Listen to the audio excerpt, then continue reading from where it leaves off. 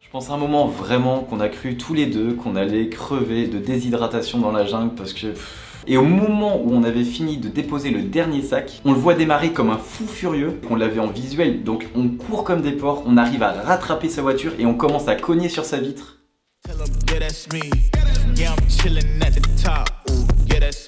Yo les gens, c'est Acasia, aujourd'hui on se retrouve pour une nouvelle vidéo pour que je vous raconte tout simplement mes 3 pires expériences de voyage. Depuis 2017, j'ai voyagé dans des pays comme la Thaïlande, le Vietnam, la Malaisie, Singapour ou encore Bornéo. Et même si je n'ai jamais vécu de grosses emmerdes, c'est vrai que j'ai vécu quand même quelques petites histoires qui auraient pu mal se terminer. Et vous allez voir que sur les 3 expériences que je vais vous raconter, il y en a au moins 2 pour lesquelles c'est complètement de ma faute. Du coup, on perd pas plus de temps, c'est parti!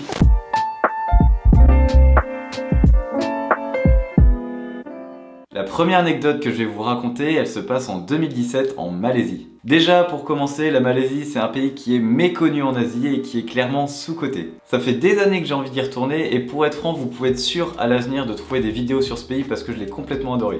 Et il faut savoir à l'époque que c'était mon tout premier road trip en Asie avec mon ex-petite amie. Cette première expérience, elle se passe dans le Taman Negara en plein milieu de la Malaisie. Cette jungle est considérée par les chercheurs comme étant l'une des plus vieilles forêts tropicales du monde et qui daterait de 130 millions d'années. Pour s'y rendre, c'est pas très compliqué, il suffit tout simplement de prendre la direction de la ville de Jerantut. À partir de ce moment-là, vous pourrez prendre une pirogue pendant 3 heures à travers la jungle et vous arriverez enfin dans un village malais qui s'appelle Kuala Tahan. Donc à l'époque, on arrive dans ce village malais, on dépose nos affaires dans un petit capsule hôtel que je vais vous montrer juste là et on profite tout simplement de l'environnement, bref, c'est le paradis. Tu te doutes que si on est ici, c'est pas pour faire du ski nautique mais bien pour faire de la randonnée. Et ce qu'il faut savoir en Malaisie, c'est que le Taman Negara c'est une véritable institution. Ce qui veut dire que tout est très bien fait, les chemins de randonnée sont bien indiqués, les sentiers sont bien balisés, bref à vue d'œil il n'y a aucun problème. Sauf que elle comme moi, on n'est pas des explorateurs et encore moins des randonneurs. Pour une journée complète dans la jungle sous une chaleur à 35 degrés, on avait prévu 2 litres d'eau à tout casser.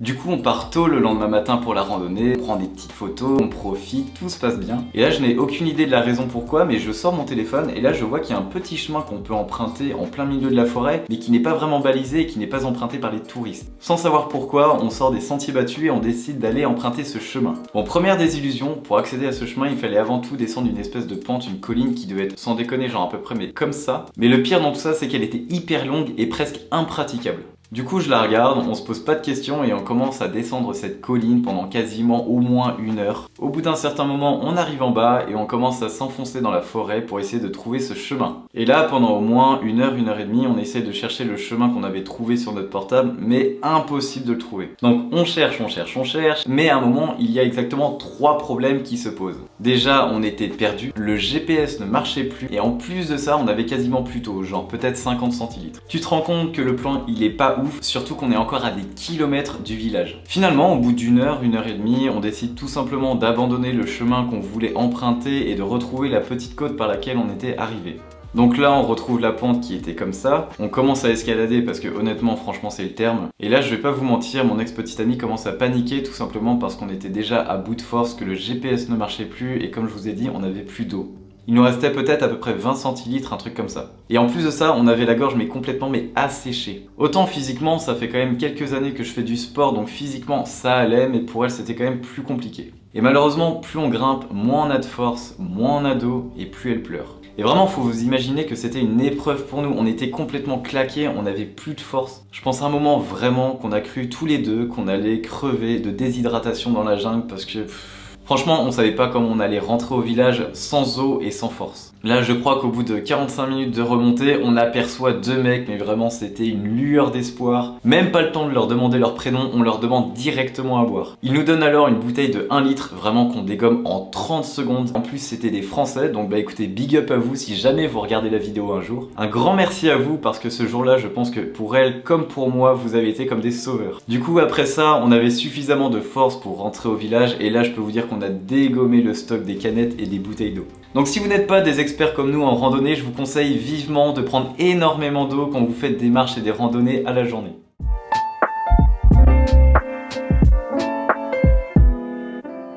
Pour Pour la deuxième expérience, on se retrouve sur l'île de Koh Phangan pour la Full Moon Party. Mais alors la Full Moon Party, qu'est-ce que c'est ? En gros, c'est Projet X sur une plage immense avec des dizaines de milliers de voyageurs qui viennent des 4 coins du monde, qui boivent de l'alcool pas cher et qui finissent fracasse pour la moitié d'entre eux. Et est-ce que je faisais partie de ces gens-là à votre avis ?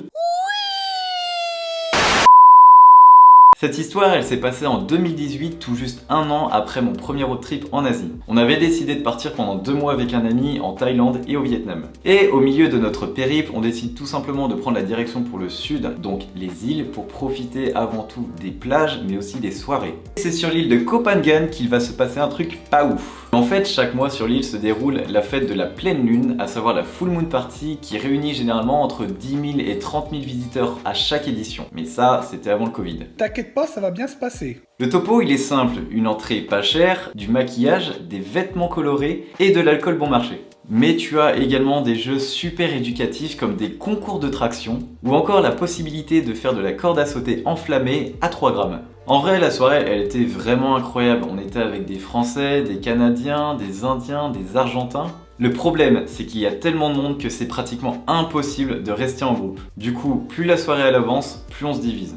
Et là, il était peut-être 1h ou 2h du matin et pour être franc, je commençais vraiment à avoir un coup dans le nez.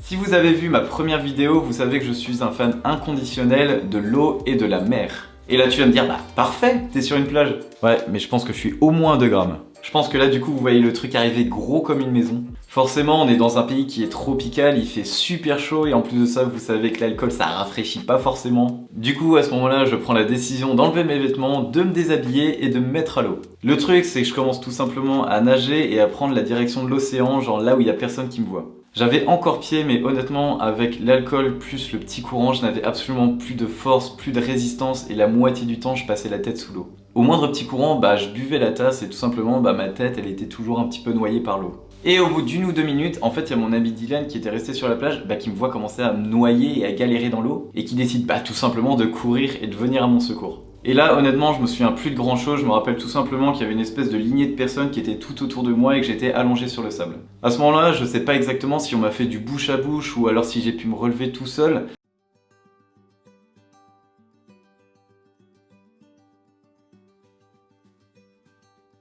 Aujourd'hui j'ai grandi, je sais me tenir avec l'alcool et je connais enfin mes limites. Mais je tenais à partager avec vous cette expérience tout simplement parce que en Thaïlande comme autre part, l'alcool c'est un véritable fléau. Ici la conduite en état d'ébriété, elle est omniprésente notamment en scooter. Et on sait très bien que la Thaïlande comme d'autres pays d'Asie, c'est pas très réputé pour être safe au niveau des routes. Si vous voyagez dans ce genre de pays, vous verrez au moins une fois un touriste avec soit un bras dans le plâtre, soit une jambe dans le plâtre. Dans la majorité des cas, ce sera un accident dû à la conduite en scooter. Alors faites attention, que ce soit ici ou ailleurs, prenez soin de vous, ce genre de soirée ça peut vite dégénérer. Vous ne passerez pas une meilleure soirée en buvant 20 verres plutôt que 3.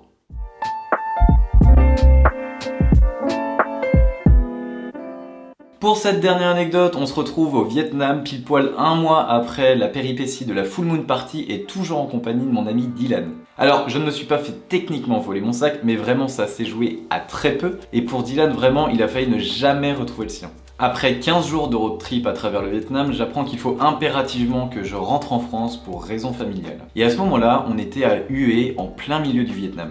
Du coup, dans la journée, on réfléchit pas trop, on prend un avion directement pour aller de Hue à Hanoï, pour que de Hanoï, je puisse retourner en France.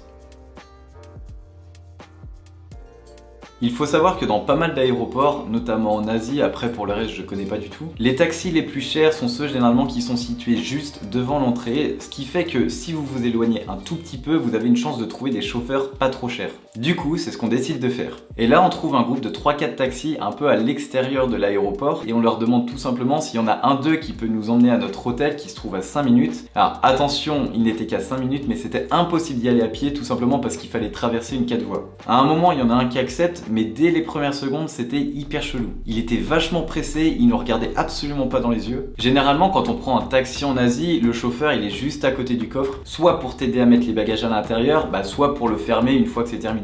Mais là, c'était hyper différent. Au moment où il a accepté la proposition de nous emmener, il s'est précipité au volant de sa voiture. Il nous disait qu'il fallait faire vite, qu'il avait pas beaucoup de temps. Ce qu'il fait du coup, c'est qu'il ouvre le corps depuis son... le coffre.